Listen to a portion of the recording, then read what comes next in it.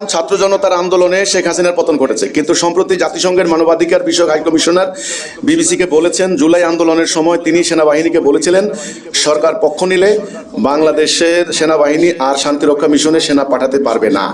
তার এই কথাতেই নাকি বাংলাদেশের সেনাবাহিনী সরকার পতন আন্দোলনে সফল হতে পেরেছে। এই বিভিন্ন কড়া পদক্ষেপ করতে দেখা গিয়েছে ডোনাল্ড ট্রাম্পকে।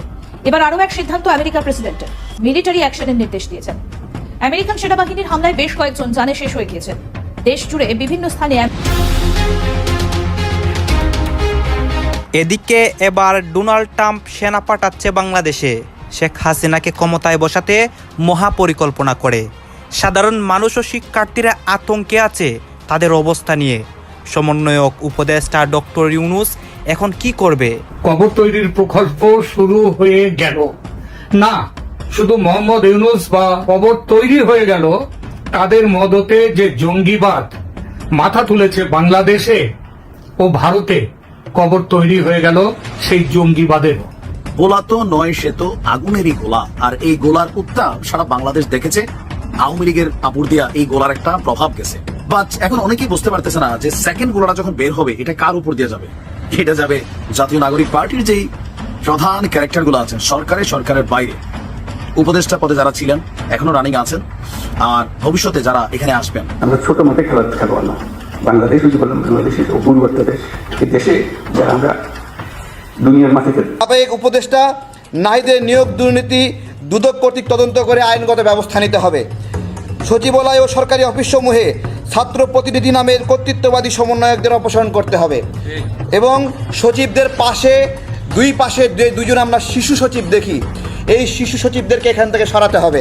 পাশাপাশি শেখ হাসিনা তিনি দেশে ফিরছেন, সেই বিষয়টি যেন ধীরে ধীরে আরো জোরালো হচ্ছে এবং এই বিষয়টিতেই আরো কিছুটা আগুনে ঘি ঢাললো ডোনাল্ড ট্রাম্পের। তার পাশাপাশি অন্তর্বর্তী সরকারের ভবিষ্যৎ কি হতে চলেছে, কি পরিকল্পনা নিয়ে এগোচ্ছে তারা, স্থায়ী সরকার স্থাপন করা নাকি ক্ষমতা আঁকড়ে বসে থাকা।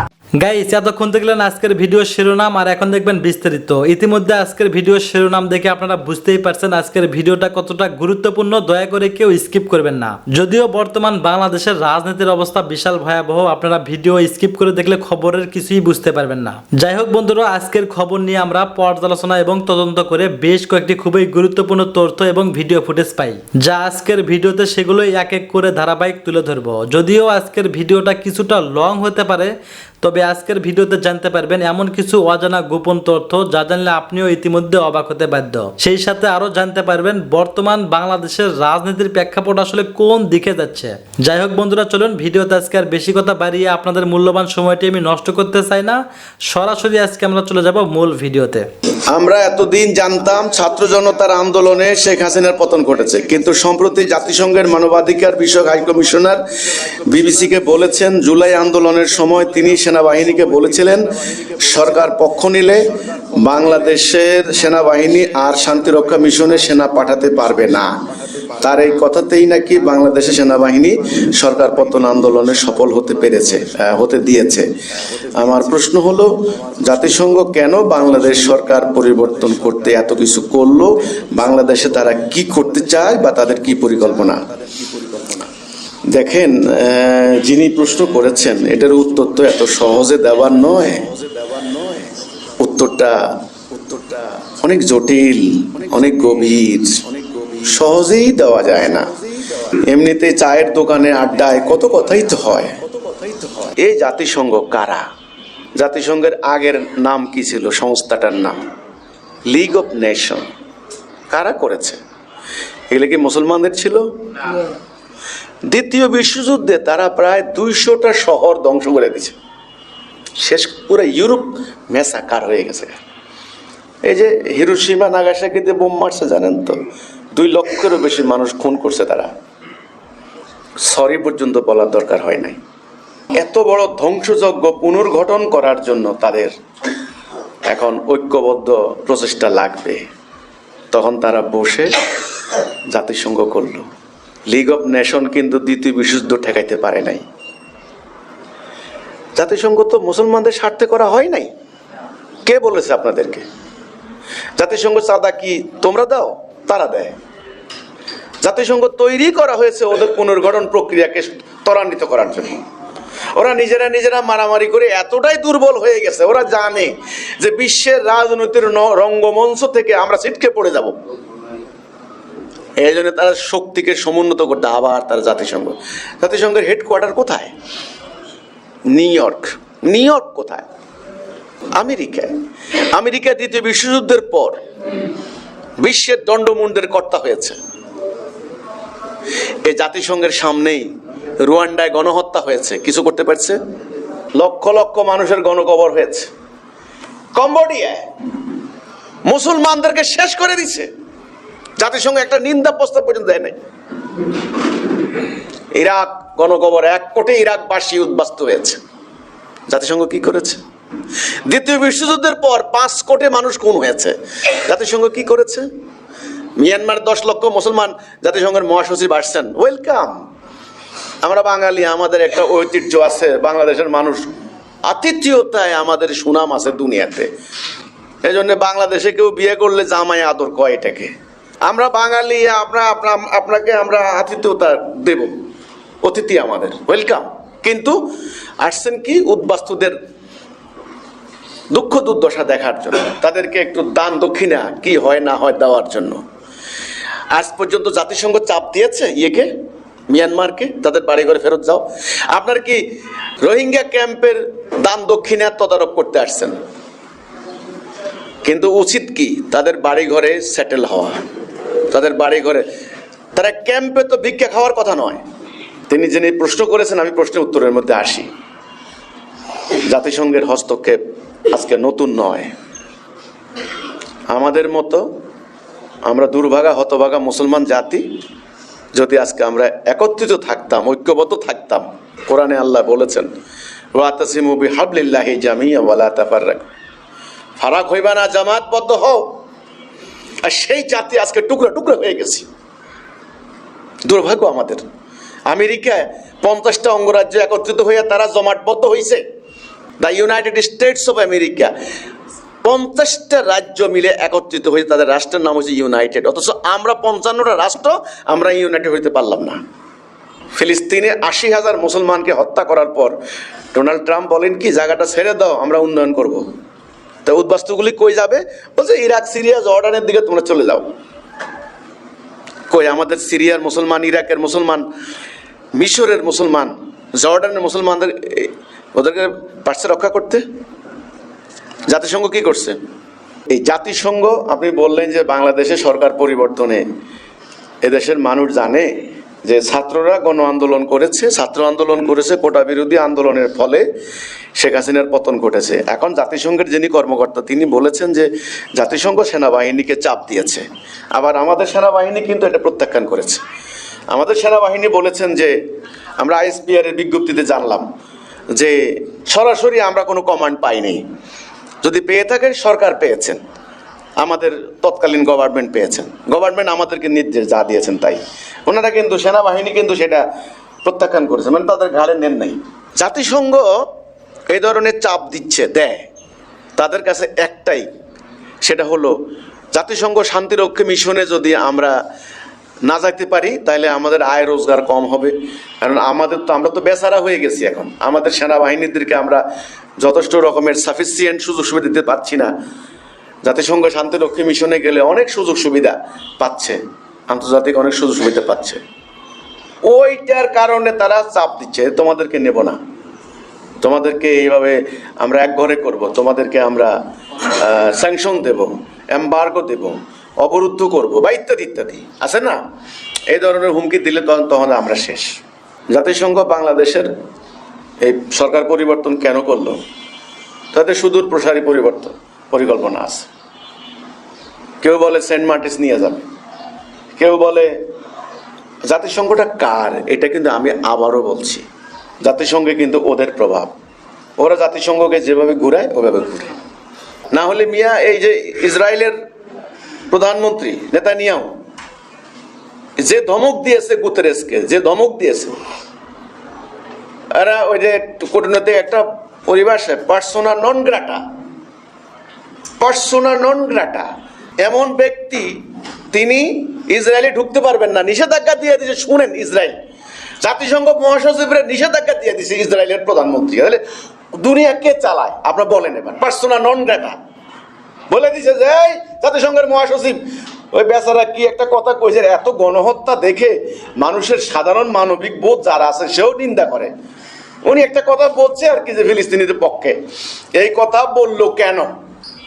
বাস পার্সোনা নন গ্রেটা বলে দিছে ইসরায়েল ঢুকতে পারবে না মহাসচিব। তাহলে দুনিয়া কে চালায়? দুনিয়া তোমরা চালাও না, দুনিয়া ওরা চালায়। উনি প্রশ্ন করেছেন যে কি উদ্দেশ্য? অনেক কিছু উদ্দেশ্য আছে, দেখবেন সামনে। পার্বত্য চট্টগ্রাম নিয়ে, ওই এলাকা নিয়ে, 2 লক্ষ বর্গ মাইল এলাকা নিয়ে নতুন খ্রিস্টান রাষ্ট্র প্রতিষ্ঠার পরিকল্পনা তো আজকে না, এটা পুরানো। 2 লক্ষ বর্গ মাইল ওইদিকে আপনার হলো ওই যে ভারতের কয়েকটা আছে, 3টা রাজ্য, মিয়ানমারের সিন রাজ্য আর আমাদের 2টা মানে পার্বত্য এলাকা, এই মিলে প্রায় 2 লক্ষ বর্গ মাইল এলাকা তারা ওই পরিকল্পনা নিয়ে আগাচ্ছে। 1 নাম্বার। 2 নাম্বার সেন্ট মার্টিনস, একটা সমস্যা। 3 নাম্বার চীনের বিরুদ্ধে তাদের এখানে একটা প্রভাব সৃষ্টি করতে হবে। কারণ চীনের যে মানে অপ্রতিরোধ্য অগ্রযাত্রা, চীনের পুরা আফ্রিকা সহ পুরা মানে আমেরিকার মার্কেটিং খাই ফেলছে চীন। এখন চীনকে রোখাইতে হবে। চীনকে রোখানোর জন্য এখানে ভৌগোলিকভাবে আমাদের দেশটা মহা গুরুত্বপূর্ণ। এখানে ঘাঁটি করতে হবে, এখানে অবস্থান নিতে হবে, এখানে সরকারের পরিবর্তন করবে, নতুন সরকার আনবে, আনরেস্ট পরিস্থিতি হতে পারে, এখানে একটা উগ্রবাদের উত্থান, চাষবাস হতে পারে, কত কিছু হয়ে যাবে। আমি যেটা অতীতের অভিজ্ঞতা থেকে বলি, গত 50-60 বছরের জাতিসংঘের রেকর্ড, মুসলমানদের জন্য জাতিসংঘ কিছু করতে পারে নাই, করবেও না। মুসলমানদের জন্য কে? আল্লাহ। কে? আল্লাহ। আল্লাহ বলেছেন আমি একমাত্র ওয়ালি, একমাত্র অভিভাবক, তোমরা আমার প্রতি ঈমান আনো। যদি আমরা এই কথা বলতে পারি লা ইলাহা মুহাম্মাদুর, এবং দুর্ভাগ্যজনকভাবে শিয়া সুন্নি শাফি হাম্বলি দলাদলি হলে যদি আমরা একটা জাতি হতে পারি, তবে ওরা আমাদের কথা শুনবে। আমাদের এই সরকার যায়, ওই সরকার ফালায়, আমরা শুনি ওদের হাত আছে, ওদের ইন্ধন আছে। যখন রাজনৈতিক গোলযোগ শুরু হয়, ওমা দেখি কি প্রতিদিন খালি বিমান নামে, আমেরিকার প্রতিনিধি আসে, ইংল্যান্ডের প্রতিনিধি আসে, তারপরে হলো জার্মানির প্রতিনিধি আসে, ইউরোপীয় ইউনিয়ন আসে, এখানে এসে আমাদের এখানে দুতিয়ালি করে, আমাদেরকে উপদেশ দেয়, হুমকি দেয়, আবার কত কাহিনী করে। কেন এত কাহিনী আমাদের? কেন আমাদেরকে মেরুদণ্ড নাই?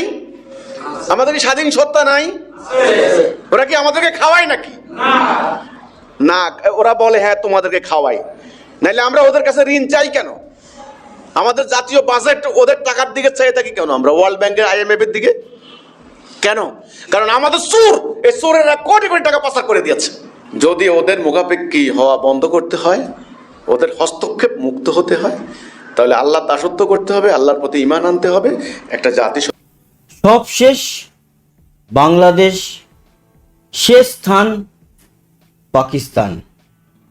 কথাগুলো শুনতে যতটাই খারাপ লাগুক, বিষয়টা কিন্তু সেদিকেই গড়াচ্ছে।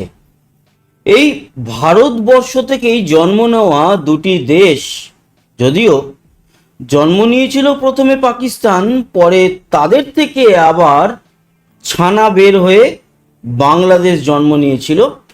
এই দুটো দেশের বেশ কিছু মানুষ সবসময় গজওয়ায়ে হিন্দ করবে, মানে ভারতকে ভাগ করে দেবে। আর আজকের ডেটে এসে দাঁড়িয়ে আপনারা একবার দেখুন কিরকম সর্বনাশের মুখে দাঁড়িয়ে আছে এই 2 দেশ। আর মিথ্যে কথা, বিশেষ করে পাকিস্তান, 241 জনের উপরে মৃত্যু হয়েছে।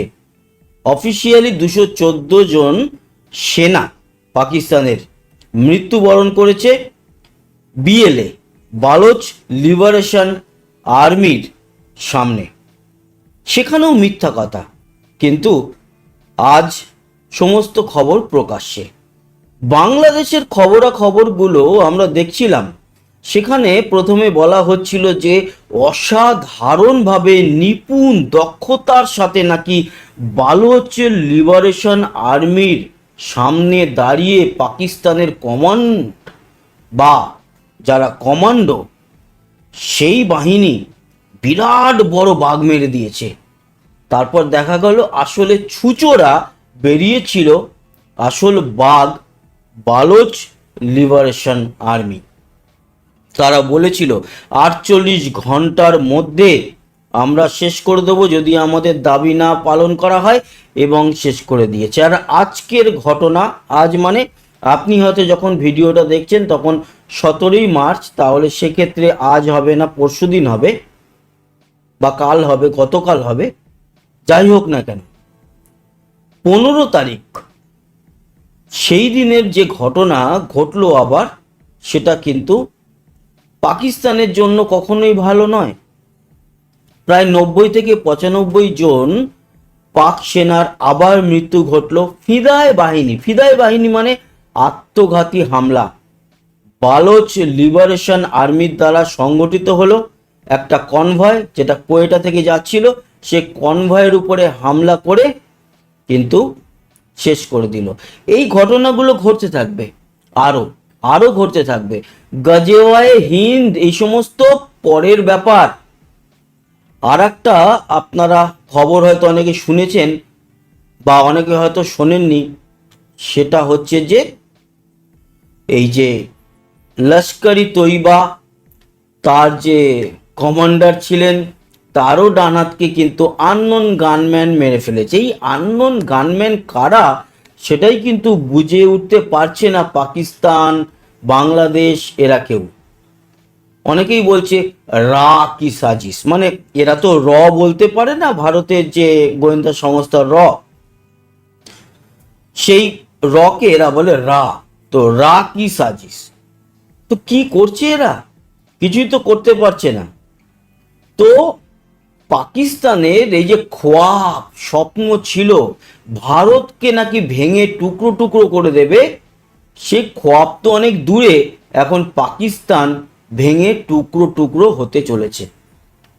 বালুচিস্তান আলাদা হয়ে যাওয়াটা এখন সময়ের অপেক্ষা। তার কারণ যেভাবে বালোচ লিবারেশন আর্মি একেবারে তাদের দাপটের সঙ্গে, দক্ষতার সঙ্গে তাদের নিজেদের পরিচয় দেখাচ্ছে, যে দেখ কেমন লাগে, হাউ মেনি প্যাডিতে হাউ মেনি রাইস, মানে কত ধানে কত চাল। সেই চাল গুনতে গুনতে এখন পাকিস্তান নিজেরাই বুঝতে পারছে না যে আমরা চাল গুনছি নাকি আমাদের সেনাবাহিনীর লাশ গুনছি। এই হচ্ছে গিয়ে সিস্টেম এবং এই মুহূর্তের পরিস্থিতি। বালুচিস্তান এমনিতেই ভারত যখন স্বাধীন হয়েছিল আর পাকিস্তানের জন্ম হয়েছিল, তখন বালুচিস্তান পাকিস্তানের সাথে ছিল না। পরে আক্রমণ করে তাদেরকে জয়েন করিয়ে নেওয়া হয়। এবং বলে রাখি, এই বালুচিস্তানের উপরে যা যা এরা অনিয়ম করেছে, সেই অনিয়মগুলো কিন্তু বাংলাদেশের সঙ্গেও ঘটেছিল। সেই কারণেই বাংলাদেশ আলাদা হয়ে গেছিল।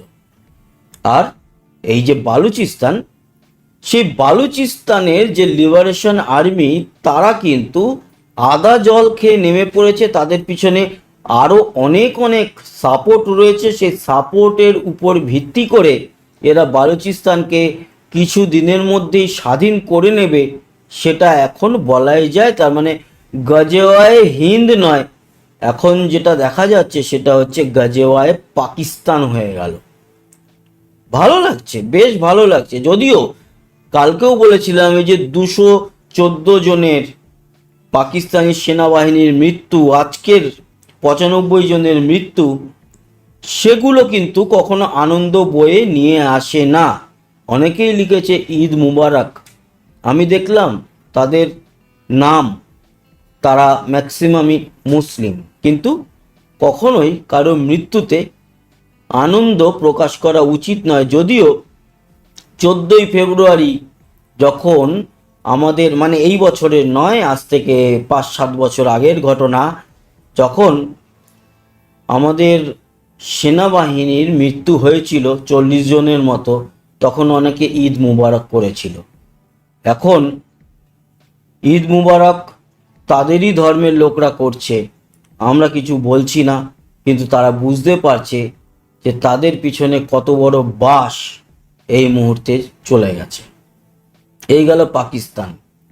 বাংলাদেশ, কোন জায়গায় ভালো আছে? গতকাল যে খবরটা দিয়েছিলাম যে 7 দিনের মধ্যে দিতে হবে শেখ হাসিনার পদত্যাগপত্র, যেটা রাষ্ট্রপুঞ্জ চেয়েছে, না হলে ইউনুস গভর্নমেন্টের এগেনস্টে নেওয়া হবে স্টেপ।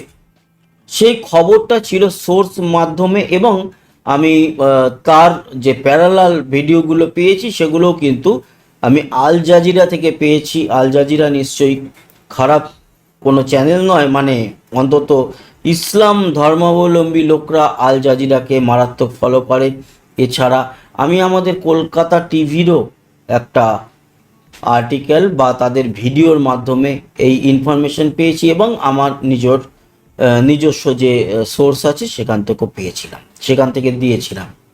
সেটা আপনাদের ব্যাপার, আপনারা কতটা গ্রহণযোগ্য মনে করবেন সেগুলো আলাদা।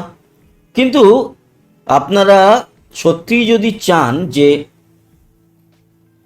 এই মুহূর্তে দাঁড়িয়ে বাংলাদেশ শান্তিতে থাকুক, তাহলে শেখ হাসিনার ফেরার জন্য আপনাদেরকে কিন্তু এই মুহূর্তে ওই যে দোয়া করতে হবে যে উনি ফিরে আসুক, তবেই বাংলাদেশ শান্ত হবে। তার কারণ আমাদের সেনা প্রধান, ওনার নাম হচ্ছে উপেন্দ্র দ্বিবেদী, উনি একটা কথা বলেছেন।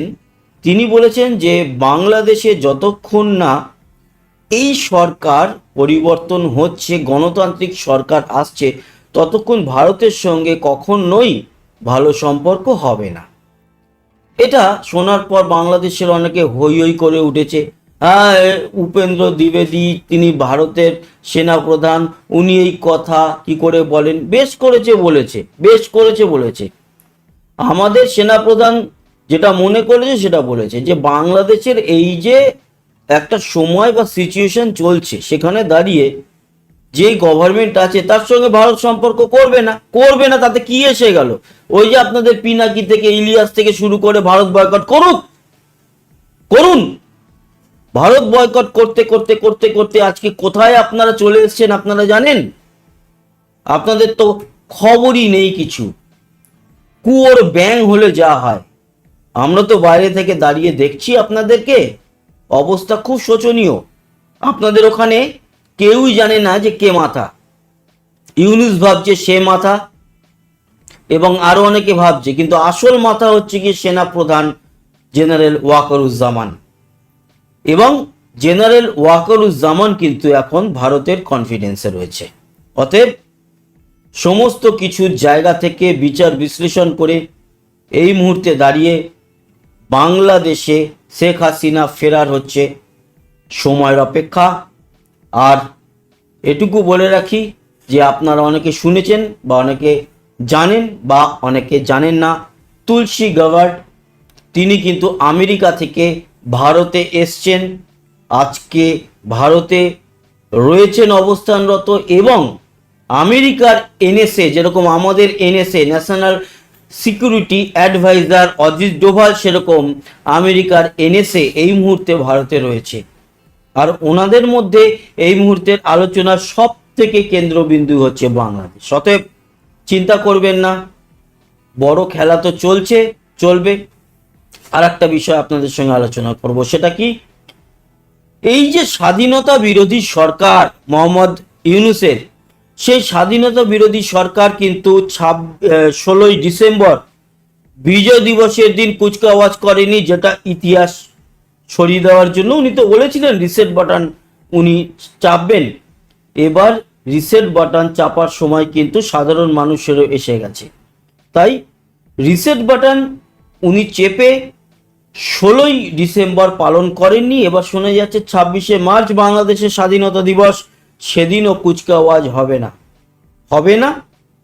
কিন্তু তার পরবর্তী যে ঘটনাগুলো ঘটবে সেগুলোর জন্য তাদের তৈরি থাকতে হবে। তার কারণ তারা স্বাধীনতা মানে না, মানুক না, কোনো অসুবিধা নেই। তারা পাকিস্তান হয়ে যেতে চায়, হয়ে যাক, এই তো পাকিস্তানের ছিরি, তাদেরই তো ছোট ভাই বাংলাদেশ, হয়ে যাক, কোনো অসুবিধা নেই। কিন্তু যে অসুবিধাটা সাধারণ মানুষের হচ্ছে, সেই জায়গায় বিরোধিতা আমরা করে যাচ্ছি, প্রতিনিয়ত করব।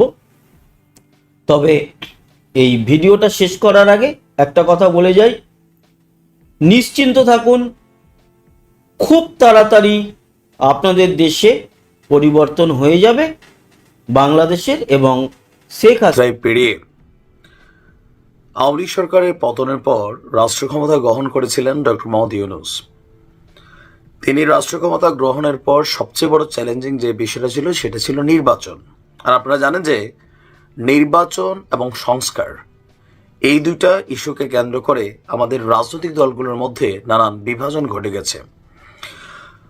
তো নানান বক্তব্য, সময়ের টাইম ফ্রেম, এই সকল কিছু মিলিয়ে একটা আশঙ্কা ছিল যে 2025 সালে কি নির্বাচন হবে নাকি এটা 26 মার্চ অথবা জুন। কেউ কেউ বলছিলেন যে 26 হবে না, এরকম নানান বক্তব্য ছিল।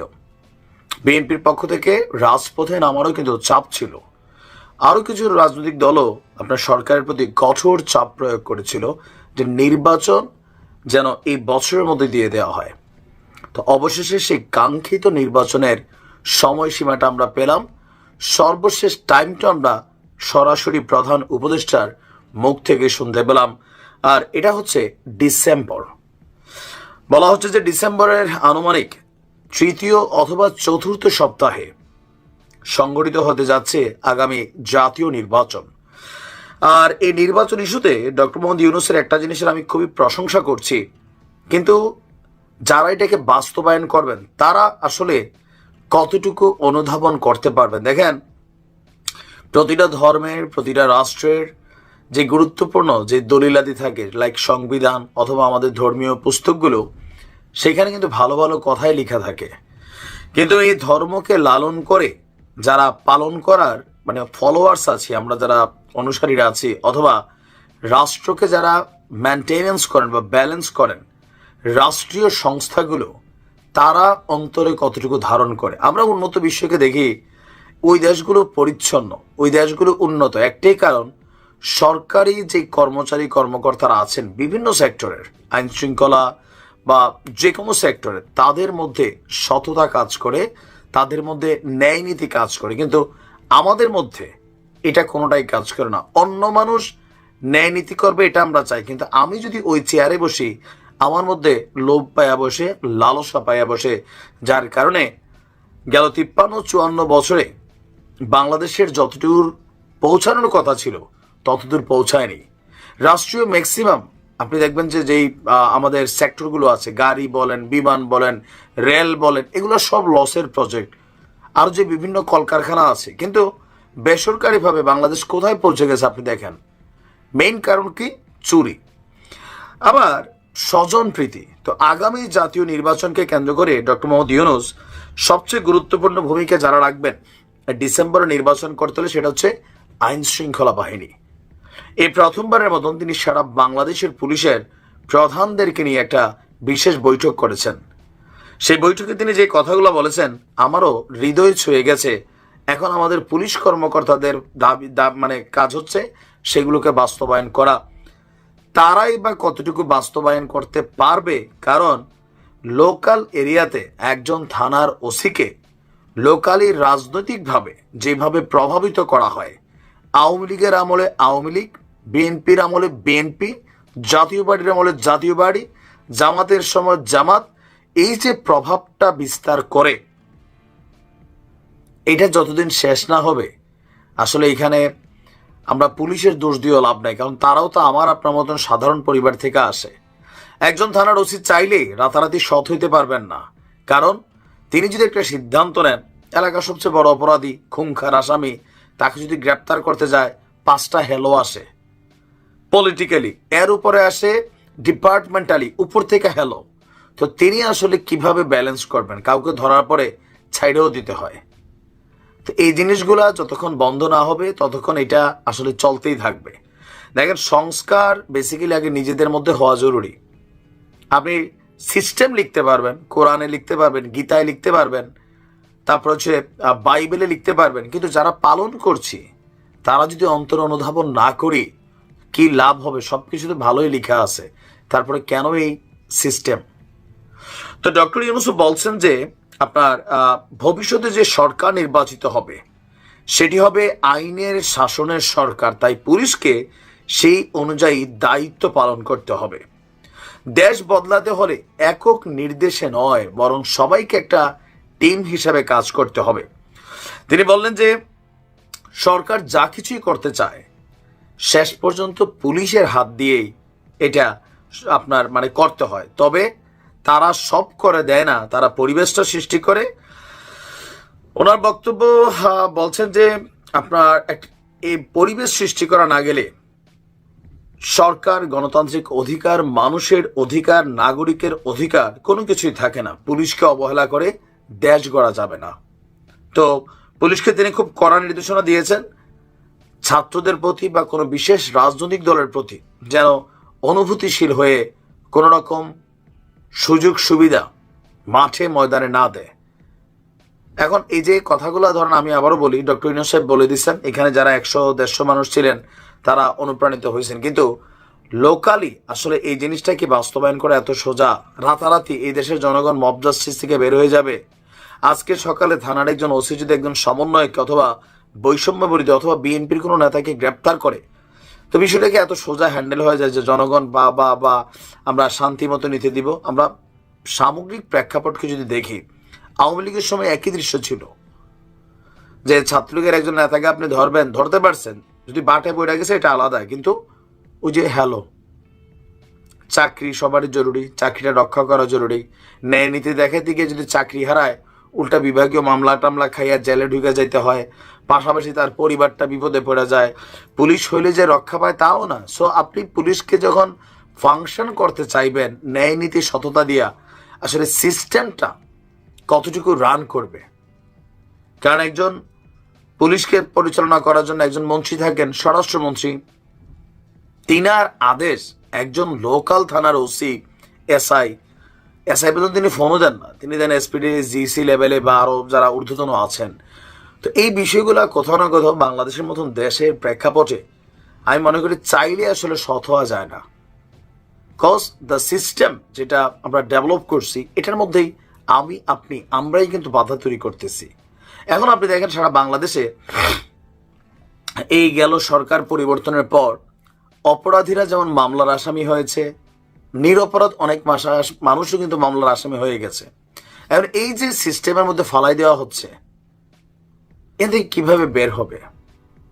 সর্বশেষ যাবার আগে আমি আমার ভাইদের উদ্দেশ্যে একটা কথা বলি। দেখেন, আপনি যে মানুষটার নামে একটা মিথ্যা মামলা দিচ্ছেন বিএনপির সময়, জামাতের সময়, আজকে তারা মুক্ত, আপনি পলাতক, রাইট? আপনার বাড়িঘর সম্পত্তি অনেকের মব জাস্টিস হয়েছে, ডাকাতি হয়েছে, লুটপাট হয়েছে, আপনি কিচ্ছু করতে পারতেছেন না। আপনি কথা বললে আপনি এখন গ্রেপ্তার হবেন, কজ আপনি আওয়ামী লীগের রাজনীতির সাথে প্রত্যক্ষ জড়িত ছিলেন।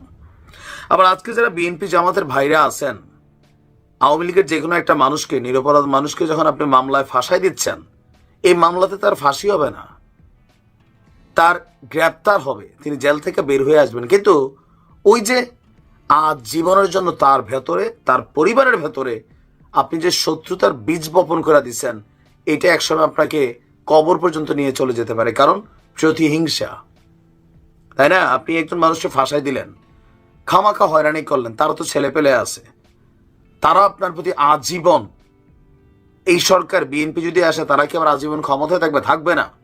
একসময় এই সরকার উপরে যাবে 5 বছর, এখন তো সরকার 4 বছর থাকবে, এরপর আপনি কই যাবেন? এই সিস্টেমটাকে যতক্ষণ পরিবর্তন না হবে। ধন্যবাদ প্রিয় দর্শকবিন্দু, আমাদের ফুল ভিডিওটি দেখে আপনাদের কাছে কেমন লাগছে অবশ্যই কমেন্ট বক্সে কমেন্ট করে জানিয়ে দেবেন। এমন নিত্য নতুন আপডেট খবর সবার আগে পেতে চাইলে সেটাও কিন্তু কমেন্ট বক্সে জানিয়ে দেবেন। আর হ্যাঁ, ভিডিওতে আমার নিজস্ব কোনো কথা বলা হয় না, যা কিছু দেখেন, যা কিছু শোনেন সব কিছু সোশ্যাল মিডিয়া থেকে সংগ্রহ করা। এমন নিত্য নতুন আপডেট খবর সবার আগে পেতে চাইলে এখনই আমাদের এই পিচ্চি সাকিব ইউটিউব চ্যানেলটি সাবস্ক্রাইব করুন। ধন্যবাদ।